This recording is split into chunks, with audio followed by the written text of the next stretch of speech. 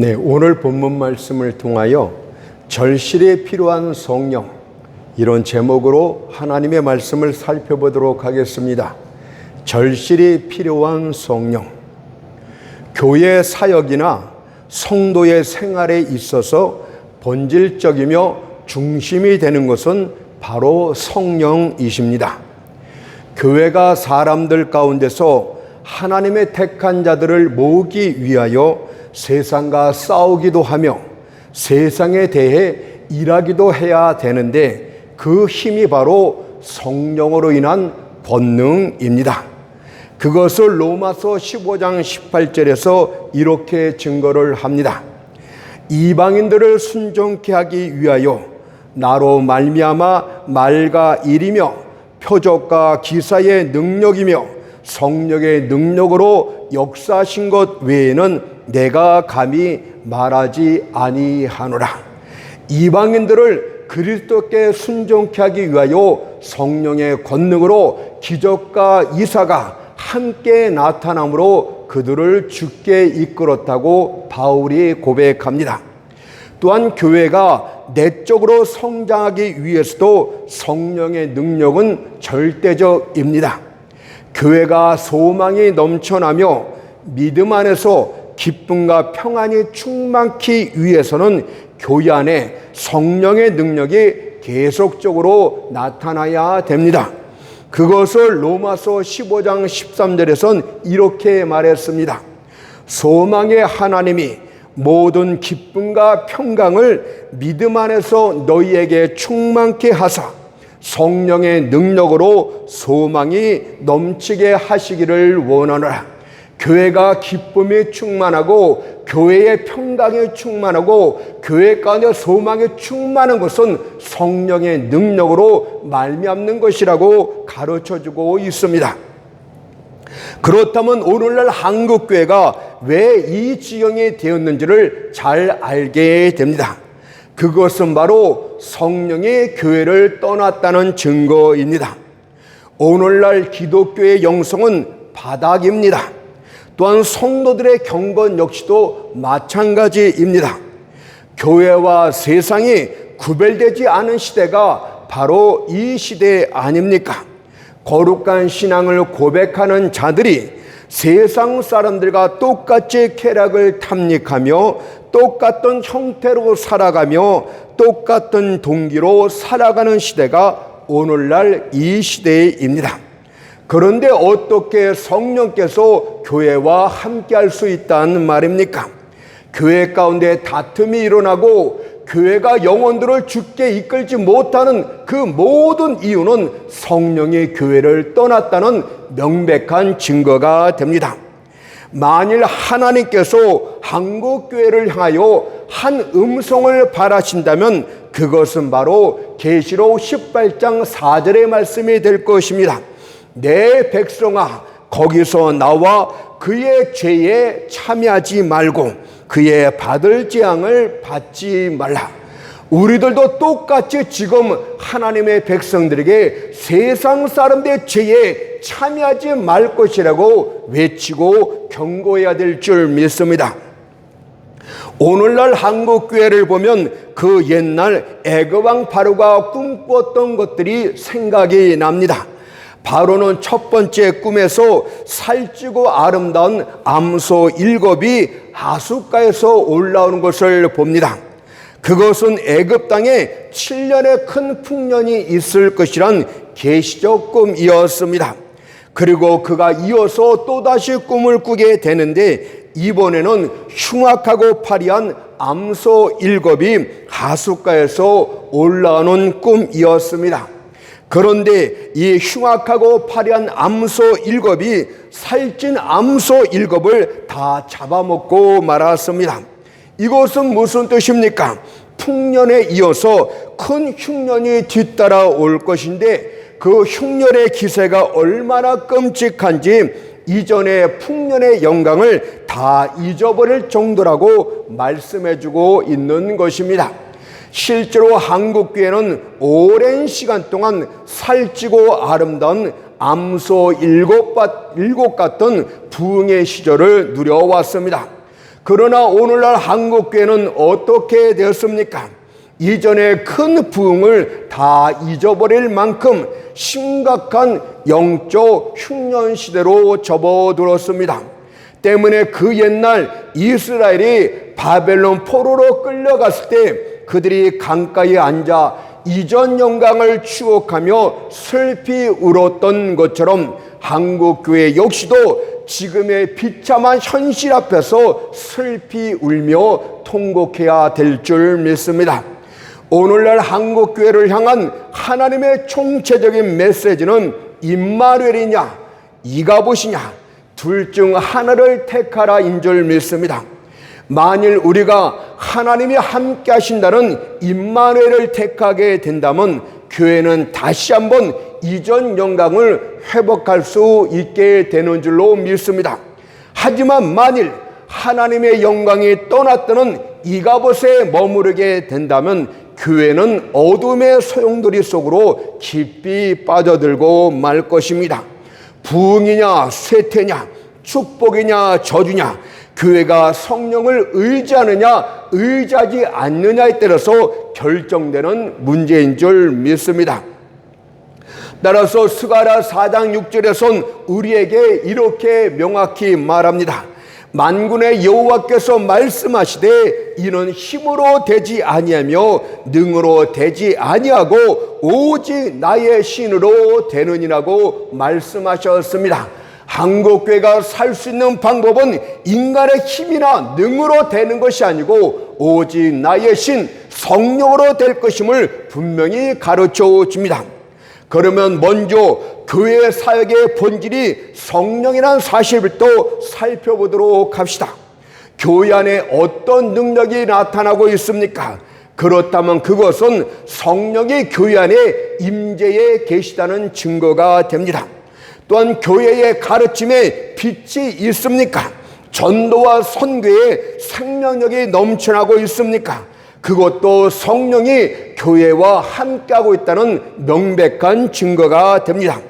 성경은 교회의 성령의 임재하심을 이사야 44장 3절에 이렇게 표현을 했습니다. 마른 땅에 시내가 흐르게 하며, 이 비유적인 표현을 생각해 보십시오.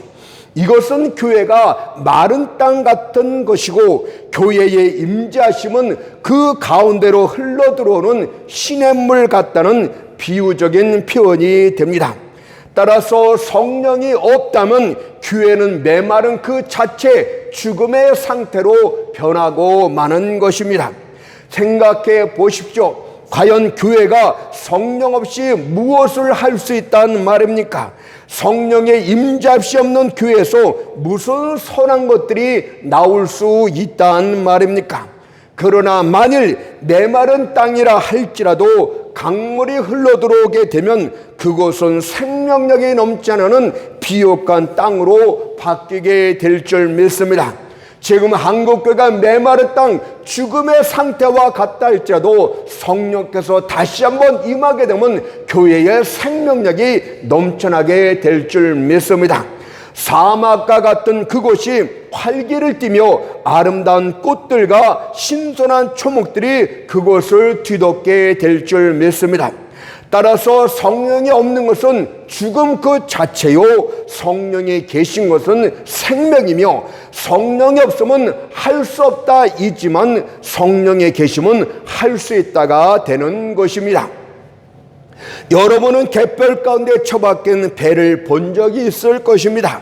그런 배는 많은 사람이 달려들어 민다 할지라도 꼴짝달싹하지 않습니다. 그러나 성령의 이것은 성령의 임재하심이 떠난 교회가 바로 그 같은 상태라는 것을 말씀하는 것입니다. 그런 배는 앞에서 목사가 끌고 뒤에서 성도들이 민다 할지라도 꼼짝도 하지 않게 됩니다. 그러나 만일 성령께서 바다 물결처럼 충만히 밀려오게 된다면 교회란 배는 아주 쉽고 또 빠르게 움직일 수 있게 됩니다. 그런데 어떻게 교회가 성령의 임재하심을 등한시할 수 있다는 말입니까? 만일 그런 교회가 존재한다면 그것은 수액 없는 가지처럼 신속히 말라 죽게 됩니다. 두 번째로 이것은 성도의 생활에서도 마찬가지입니다. 성도의 생활 가운데서 성령 충만함이 빠지면 성도는 그리스도인의 정상적인 삶을 살 수 없게 된다는 것을 기억하도록 하세요. 성도의 삶은 수국이란 꽃에 비유될 수 있습니다. 수국은 물이 풍부할 때는 아름답게 꽃을 활짝 피게 됩니다. 하지만 물이 없으면 다른 꽃들과 달리 신속히 말라 죽고 마는 것이 바로 수국입니다. 성도들 역시도 성령의 은혜가 떠나가면 믿음의 꽃들이 다치게 될 것이고 사랑의 열매들은 썩어 땅에 떨어지게 될 것이며 소망의 잎사귀들은 말라 죽고 맙니다. 성령이 떠나게 되면 그분의 위로가 사라지게 됩니다. 이전엔 다윗처럼 언약궤 앞에서 기쁘게 춤추던 나들이 이제는 욥처럼 재 가운데 앉아 헌대를 깨진 기와 쪽으로 긁으며 탄식하게 됩니다.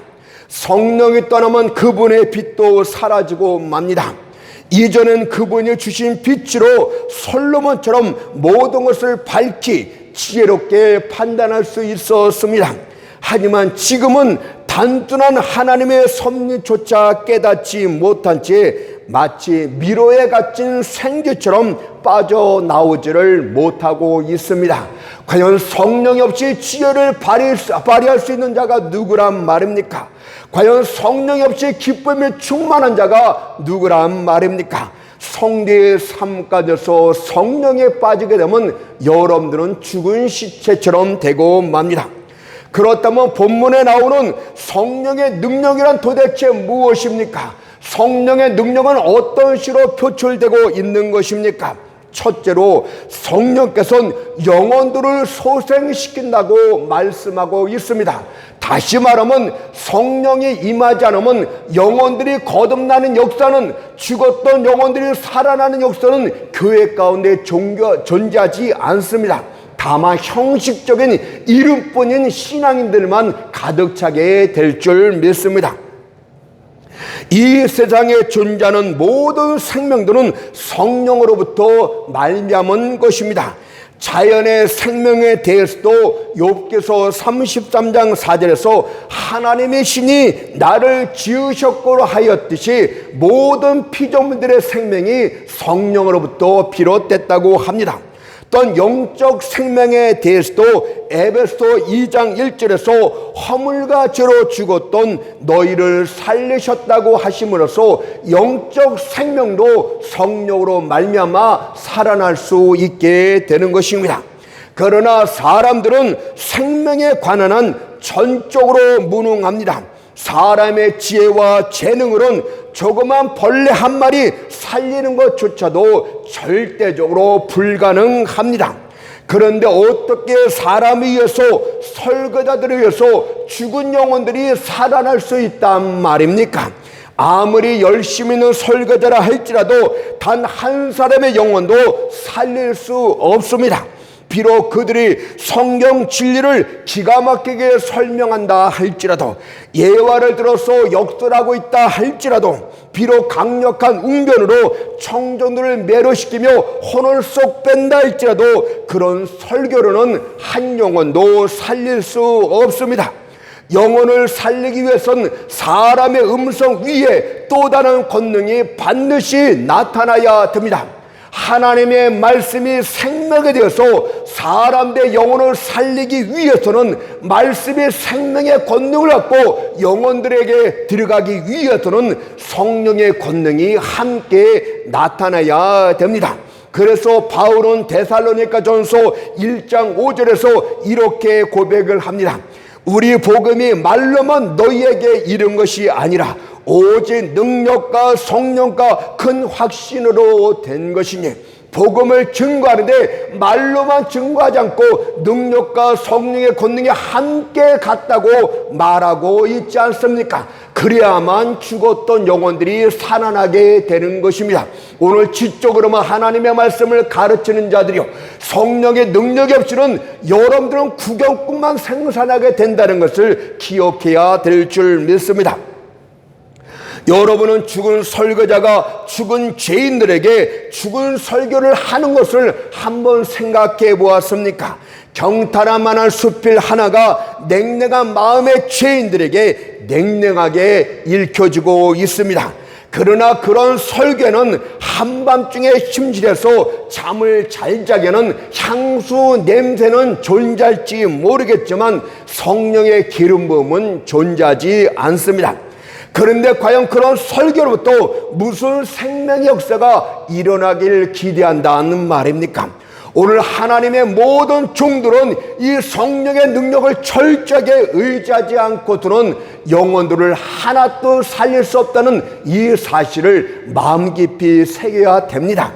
에스겔 선지자가 환난 중에 골짜기에 가득 찬 많은 뼈들을 보게 됩니다. 그때 하나님의 음성이 들려오기를, 인자야 이 뼈들이 능히 살겠느냐고 반문하십니다. 그러자 에스겔이 대답하기를, 에스겔 37장 3절에서 주 여호와여 주께서 아시나이다. 무슨 뜻입니까? 이거는 인간의 힘으로는 절대 불가능하나이다.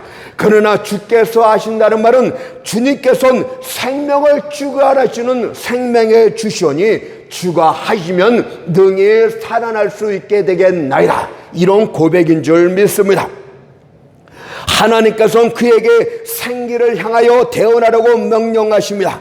에스겔 37장 3절을 보세요. 생기야 사방에서부터 와서 이 사망을 당한 자에게 불어서 살게 하라.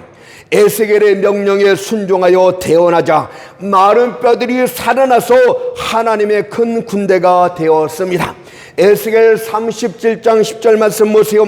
생기가 그들에게 들어가며 그들이 곧 살아 일어나서 서는데 극히 큰 군대더라. 여러분들, 이것이 바로 성령의 솟아나게 하는 역사입니다. 여러분들, 마른 뼈 같은 죽은 영혼들에게 말씀을 전하면 무슨 의미가 있겠냐? 그러나 성경은 그렇게 말하지 않느냐.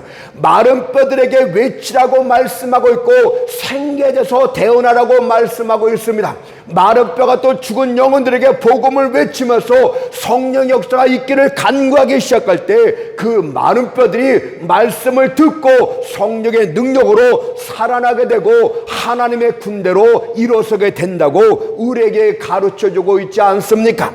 만일 성령이 없다면 교회는 거대한 납골 땅이 되고 맙니다. 성령이 없지 않은 일은, 모든 일은 생명이 없는 것들로 전락하고 맙니다. 진실로 교회 안에서 무덤 위에 떨어지는 낙엽의 살랑거리는 소리를 듣는 것은, 유령들이 미끄러지도 오가듯이 영혼의 생명이 없는 성도들이 왔다 갔다 하는 것은, 무덤 속에 뒹구는 해골들이 모여있는 것은 정말 끔찍한 일이 아닐 수 없습니다. 여러분들, 살아있는 교회를 원하십니까? 성령을 반드시 의지하시고 성령의 권능이 교회 가운데 임해야만 됩니다. 두 번째는 성령은 위로자로 계신다고 합니다. 사람들은 언제든지 슬픈 자들을 위로할 수 없습니다.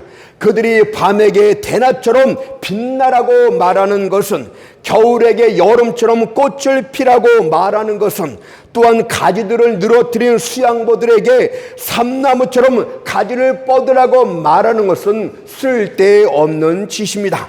한마디로 사람들은 비참한 위로자에 불과합니다. 그들의 말이, 그들의 위로가 무슨 의미가 있겠습니까? 실질적인 하나님의 능력이 나타나서 그들의 부족한 것을, 그들의 원하는 것을 해결해 줘야만 진정한 위로가 아니겠습니까? 그러나 우리 주님은 이사야 61장 1절 말씀처럼 마음이 상한 자를 고치며라고 하였듯이 최고의 위로자가 되어 주십니다. 그들의 모든 문제를 해결해 줌으로써 참된 위로를 주신다, 이 뜻 아닙니까? 주님께도 위로하시자 나인성의 과부가 눈물을 그쳤습니다. 여러분들 말을 잘해서 그럴까요? 나인성의 과부 아들이 죽었던 것을 살려 주었기 때문에 나인성의 과부가 눈물을 그친 것 아닙니까? 회당장 야이로가 그의 딸 때문에 더 이상 슬퍼하지 않았습니다. 주님의 아주 멋진 아름다운 말 때문에 그렇습니까?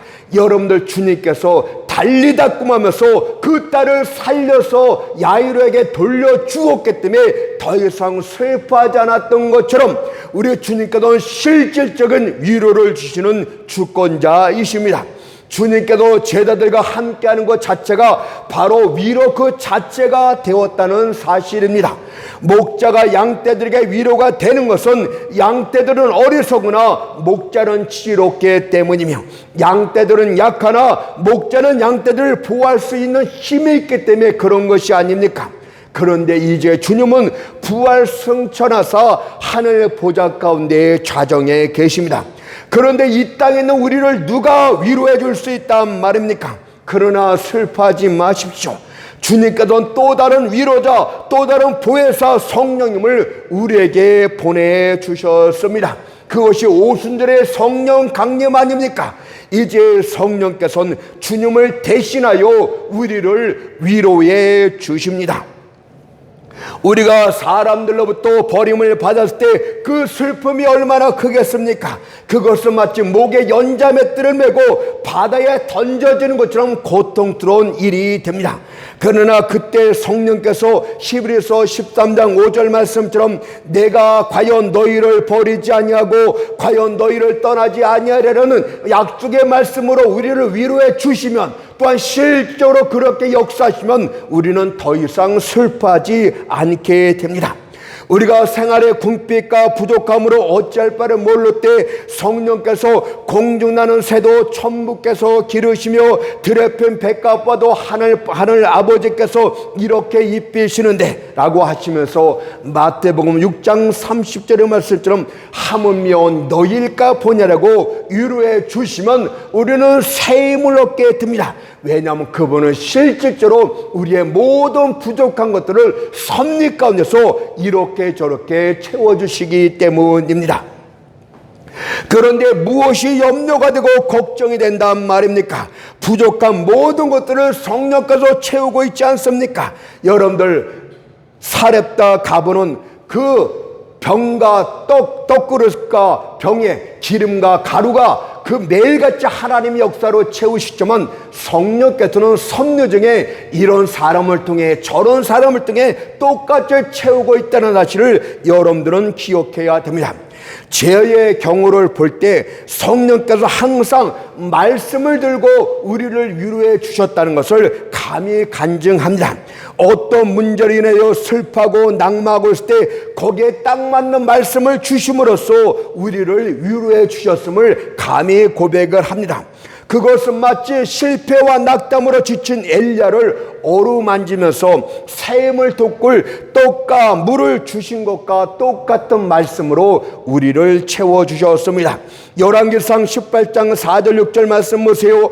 여호와여 넉넉하오니 지금 내 생명을 주옵소서. 나는 내 열조보다 낫지 못하나이다 하고 로뎀나무 아래 누워 자더니 천사가 어루만지며 우리 주님이 여러분들 심령을 어루만져 주실 것이 이르되 일어나서 먹으라 하는지라 본즉 머리맡에 숯불에 구운 떡과 한 병물이 있더라. 주님은 어루만지면서 말씀만 하는 것이 아니라 그에게 필요한 떡과 물을 공급해 주셨고 그것도 반복해서 그가 회복할 수 있도록 계속 공급해 주셨다는 것을 우리가 믿어야 됩니다. 이런 성령께서 우리의 위로자로 함께하고 계시는데 무엇이 염려가 되고 무엇이 걱정이 된다는 말입니까? 만일 여러분이 성령의 위로를 진정으로 받게 된다면 여러분은 산비탈을 내려 달리는 급류처럼 활동하게 될 것입니다. 그런 급류는 어떤 겨울 추위에도 얼어붙지 않습니다. 고여있는 저수지는 몇 시간만 지나도 금세 얼어버리고 맙니다. 그러나 산비탈을 달려 내려가는 급류는 겨울왕이 어떤 시련을 갖다 준다 할지라도, 어떤 슬픔을 쏟아붓는다 할지라도 절대 얼지 않고 절대 낙심하지 않고 자기 길을 힘차게 달려갈 뿐입니다. 따라서 성령의 위로를 받는 자들은 다른 이들이 쓰러지는 데서도 서 있을 수가 있고, 다른 사람들이 우는 데서도 노래할 수 있으며, 다른 사람들이 도망치는 데서도 승리할 수 있습니다. 그것을 이사야 40장 30절 31절 말씀에서 이렇게 전합니다. 소년이라도 피곤하며 곤비하며 장정이라도 넘어지며 자빠지되 오직 여호와를 앙망하는 자는 새 힘을 얻으리니 독수리의 날개치며 올라간 같을 것이라고 했습니다. 따라서 성령이 없다면 교회는 초상집 그 자체가 아닙니까? 성령께서 교회의 위로자가 되시고 우리의 영혼을 힘차게 해주시고 새 힘을 주시고 모든 것을 공급하시고 문제를 해결해 주시기 때문에 우리는 성령을 떠나서는 위로를 받을 수가 없습니다. 세 번째로, 성령은 교회의 대언자가 되어주시기 위해 우리 가운데 임하고 계십니다. 하늘 보좌 하나님 앞에서는 예수 그리스도가 우리의 유일한 대언자가 되십니다. 요한일서 2장 1절을 보니까 만일 누가 죄를 범하면 우리에게 대언자가 있으니 곧 의로우신 예수 그리스도시라. 여러분들, 따라서 누구도 우리를 하나님의 보좌 앞에서 정죄할 수 없게 됩니다. 만일 사단이 우리의 죄악을 들춰내면서 하나님께 참사고 정죄할 때 예수께서는 그 옆에서 못장은 난 자신의 손과 옆구리의 창자국을 보이시면서 내 아버지여, 내가 저를 위해 피 흘려 죽었나이다. 내가 그의 모든 죄값을 내 피값으로 다 갚았나이다라고 변호해주고 대언해줄 줄 믿습니다. 그래서 로마서 8장 30절에서 누가 정죄하리요 죽으실 뿐 아니라 다시 살아나신 이는 그리스도 예수시니 그는 하나님의 우편에 계신 자요 우리를 위하여 강구하는 자신이라고 말씀하고 있습니다.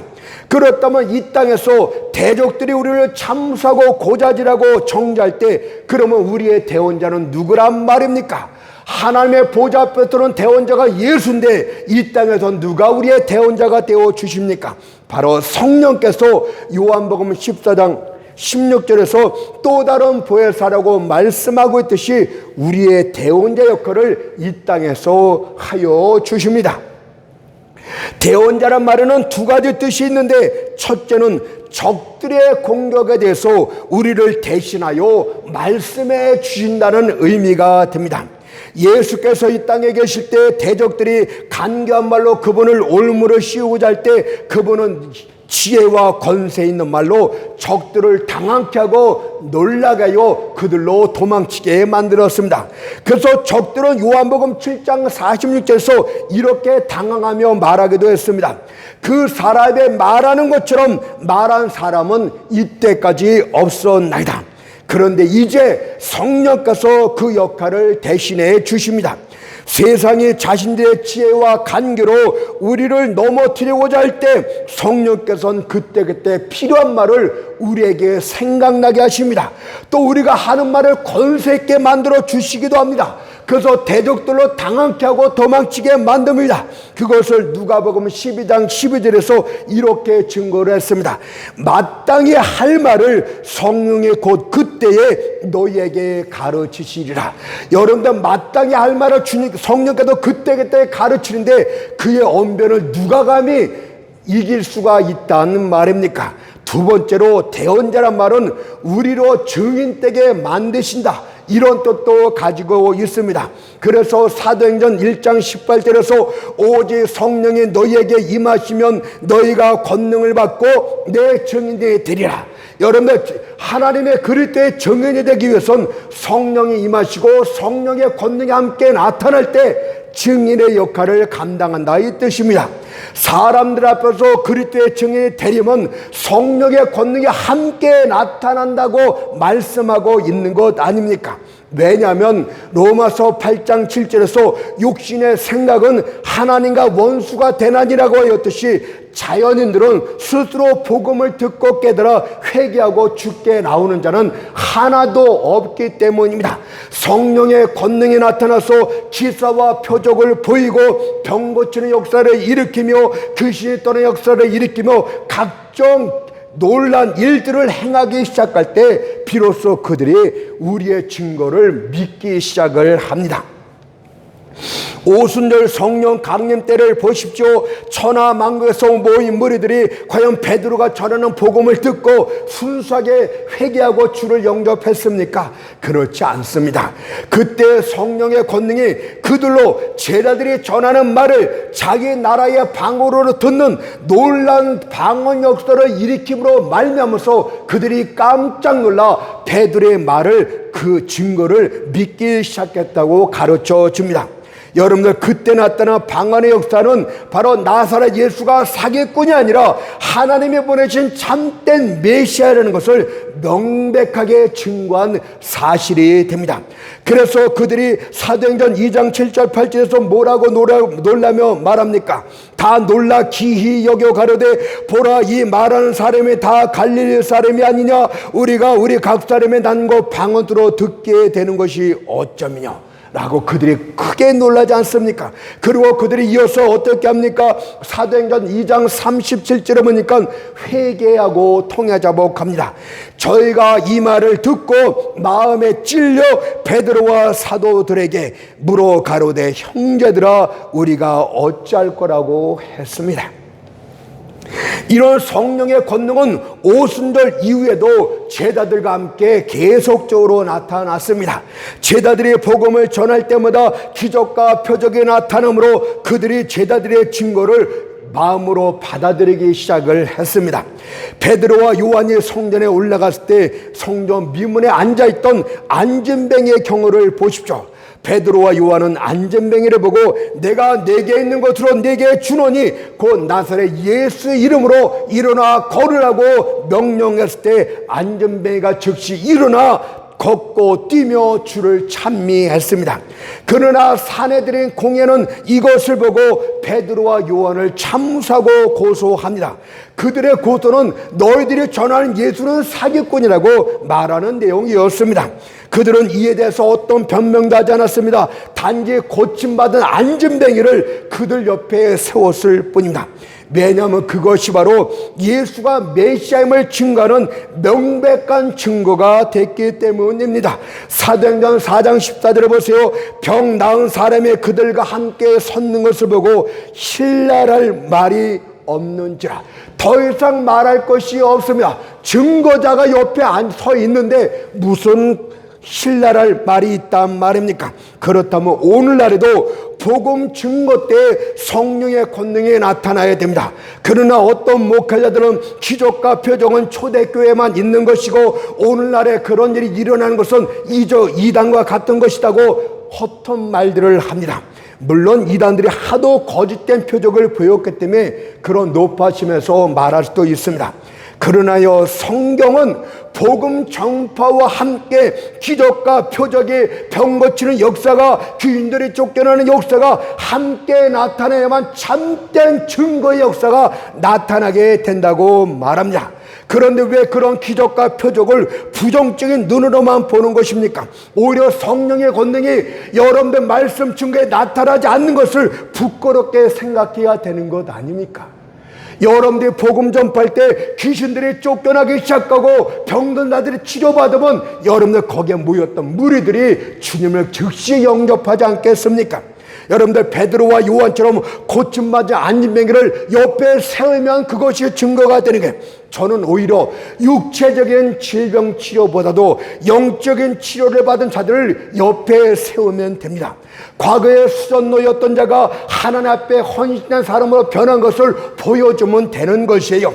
창기가 정숙한 여인으로 바뀐 것을 보여주면 되는 것이에요. 주정배가 신대로 바뀐 것을 보여주면 그것이 명백한 증거입니다.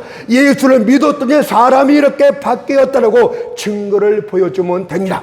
그들로부터 간증을 선포하게 하면 됩니다.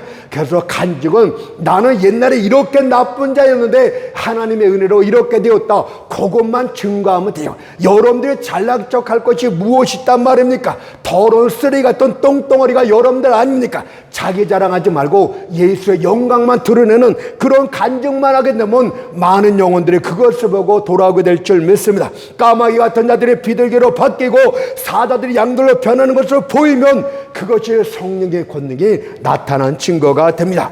여러분들, 그런데 성령 없이 복음을 전할 수 있겠습니까? 성령 없이는 대언자 역할을 할 수가 없어요. 증인 역할을 할 수가 없어요. 그래서 교회가 힘있게 살아가기 위해서는, 교회의 방편을 통해서 영혼들을 죽게 돌아가기 위해서는 교회 가운데 성령의 권능이 흥황하게 일어나야 되는 것입니다.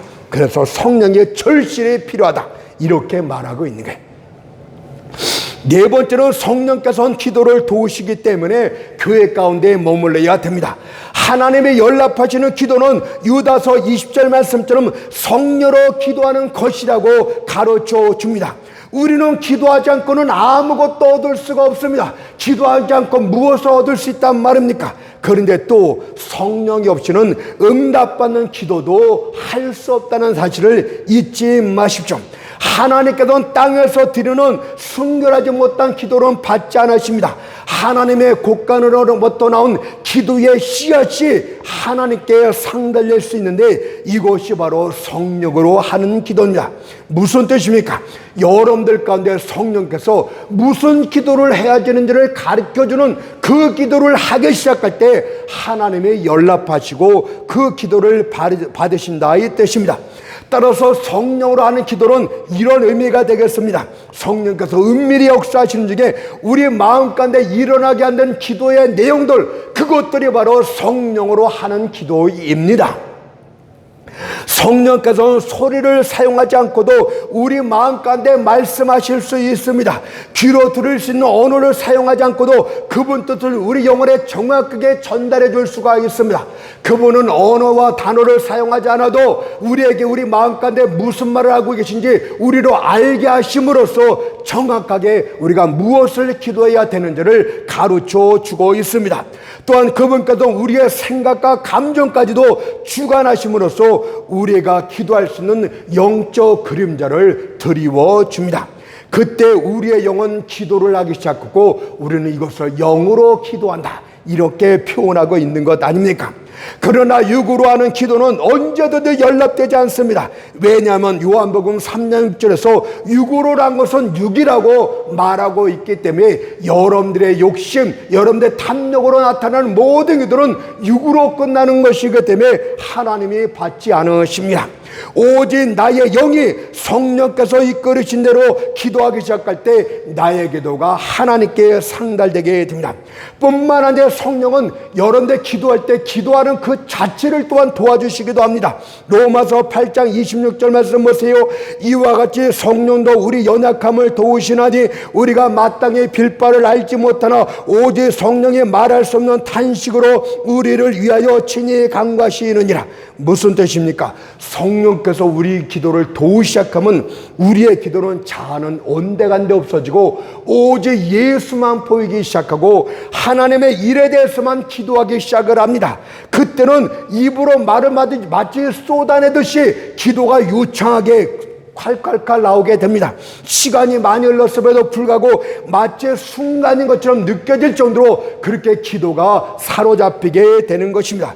이때의 기도는 한마디로 열정적이다, 이렇게 말씀드릴 수가 있어요. 성령께서 도우시는 기도는 뜨거운 것이 본질이 됩니다.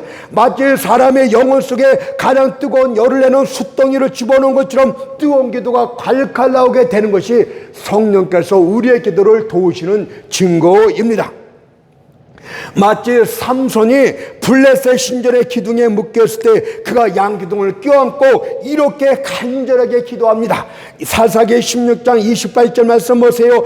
주 여호와여 구하옵나니 나를 생각하옵소서. 하나님이여 구하옵나니 이번만 나로 강하게 하사 블레셋 사람이 나의 두 눈을 뺀 원수를 다 단번에 갚게 하옵소서. 하나님의 이번 한 번만이라도 나를 더 도와주시옵소서. 이 간절한 뜨거운 기도가 성령이 도우시는 기도입니다. 그때 그 기도는 응답됐고 신전이 완전히 무너져 거기에 모였던 블레셋 사람들이 모두 죽고 말았습니다. 또한 야곱이 약국 강단에서 환도뼈가 위골되었음에도 불구하고 하나님의 천사를 두 손으로 꼭 붙든 채 창세기 32장 26절에서 이렇게 간절히 기도합니다. 당신이 내게 축복하지 아니하면 가게 하지 아니하겠나이다. 이것이 바로 이런 간절한 기도가 성령이 도우시는 기도입니다. 여러분들 이런 기도를 하려면 성령께서 임재에 계셔야 됩니다. 이런 기도를 해야만이 하나님의 연락하십니다. 그런데 성령이 없이 어떻게 기도를 할 수 있고 성령이 없이 무엇을 하나님 앞에 간구할 수 있단 말입니까? 성령은 여러분에게 절대적으로 필요합니다. 다섯 번째는 성령께서 조명하여 주십니다. 성령께서 하나님의 빛으로 진리의 말씀을 우리 마음 가운데 밝게 조명하여 주십니다. 여러분들 머리로 배운 단순한 지식이 전부라고 생각하지 마세요. 성령께서 그 말씀을 조명하여 주지 않으면 여러분들 말씀의 참된 의미, 영적 의미를 절대 깨닫지 못합니다. 그리고 만약 교회 가운데 말씀의 참된 가르침을 받지 못한 자들이 많게 되면 어떤 일이 벌어지는지 아십니까? 영적 무지는 모든 죄악들을 일으키게 됩니다. 성령의 가르침을 받지 못한 채 지식적으로 성령 지식을 배운 자들은 얼마나 교만에 빠지는지 몰라요. 사람들은 무시하고 그런 성령 지식만 갖고서 우쭐대고 시작합니다. 그러나 성령으로 조명을 받은 지식을 받은 자들은 점점 겸손게 됩니다. 자기 자신을 돌아보면서 내가 이렇게 더러운 죄인이었구나, 그런 영적인 진리를 점점 깨달으면서 하나님 앞에 자신을 낮추고 자신이 얼마나 어리석고 무지한 자인을 깨닫기 시작합니다. 그러나 머리로만 배운 지식을 배운 자들은 교만해서 남을 정죄하고 판단합니다. 이들은 그래서 편견 가운데 깊이 빠짐으로써 자신보다 귀한 자들을 한없이 판단하고 정죄하지 않습니까? 여러분들 잘못된 잣대를 갖게 되는 것은 성령으로 말미암은 지식을 갖지 못하고 편견된 지식을 배웠기 때문에 그런 것인 줄로 믿습니다. 그래서 영적 무지 가운데 빠지면 분쟁이 일어나게 됩니다. 여러분, 성경을 제멋대로 배운 사람들은요, 서로 자신이 옳다고 주장하는 교만으로부터 다툼과 분쟁이 일어나기 시작합니다. 그러므로 성령의 조명하심에 진리의 인도함을 받으세요. 그러면 진리로 성도들이 하나가 되게 됩니다. 그러나 성령의 가르침이 없이 제멋대로 머리로 배운 지식들은 서로 잘났다면서 분쟁하고 다툼을 일으키게 됩니다. 교회가 왜 자꾸 나눠집니까? 왜 교단이 자꾸 많아집니까? 제멋대로 하는 것 아닙니까? 요한복음 16장 13절 말씀 보니까 진리의 성령이 오시면 그가 너희를 모든 진리로 인도하시니, 성령이 가르친 진리 안에서 교회는 진정으로 하나가 되는 것입니다. 이것은 말씀을 선포하는 사역자의 경우에도 마찬가지입니다. 요한복음 14장 26절에서 그가 너희에게 모든 것을 가르치려 하듯이 설교자는 성령의 가르침을 반드시 받는 자여야 됩니다. 가르침을 받지 못한 자, 성령으로부터 가르침을 받지 못한 자는 남을 가르칠 자격이 없습니다. 여러분들이 하나님의 종입니까? 말씀의 종입니까? 말씀을 어디를 설교를 해야 되고 또 설교를 준비할 때 성령의 인도를 받는 이런 것들이 전혀 없다면 아직 준비가 되지 않았다고 감히 말하겠습니다. 어떻게 배우지 못한 자가 메시지를 선포할 수 있단 말입니까? 주님께서 에스겔 선지자에게 뭐라고 말합니까? 에스겔 3장 1절에서 인자야 너는 이 두루마리를 먹고 라고 하셨어요. 여러분들 이 두루마리 말씀을 먼저 먹기 전까지는 여러분들 입술로 다른 사람들에게 전해서는 안 됩니다.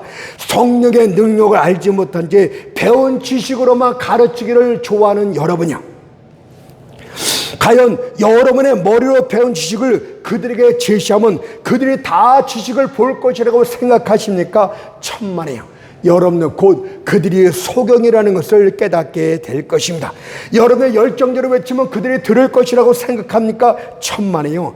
여러분은 그들이 진흙같이 차가운 마음을 갖고 있다는 것을 깨닫게 될 것입니다. 말씀 가운데 성령이 함께해서 듣는 자도 함께 성령이 주관하고 역사해야만이, 루디아의 마음을 열어서 말씀을 듣게 했던 그 성령님이 함께해야만이 말씀을 듣는 자가 함께 은혜를 받게 되는 것입니다. 그러니 말씀을 전하는 자들이요, 성령의 조명을 먼저 받으십시오.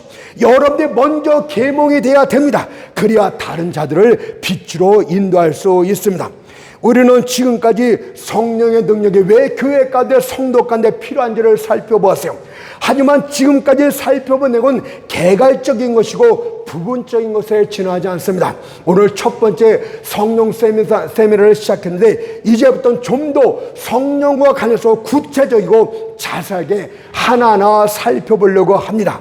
여러분들, 그러나 지금까지 살펴본 공통된 요점은 무엇입니까? 성령을 떠나서는 아무것도 할 수 없다. 이것을 오늘 전하는 핵심의 설교의 핵심이 됩니다. 성령을 떠나서는 아무것도 할 수 없습니다. 그러니 이제부터는 여러분의 생각과 마음에 성령이 올바른 자리를 차지할 수 있도록 준비하고 노력하도록 하십시오.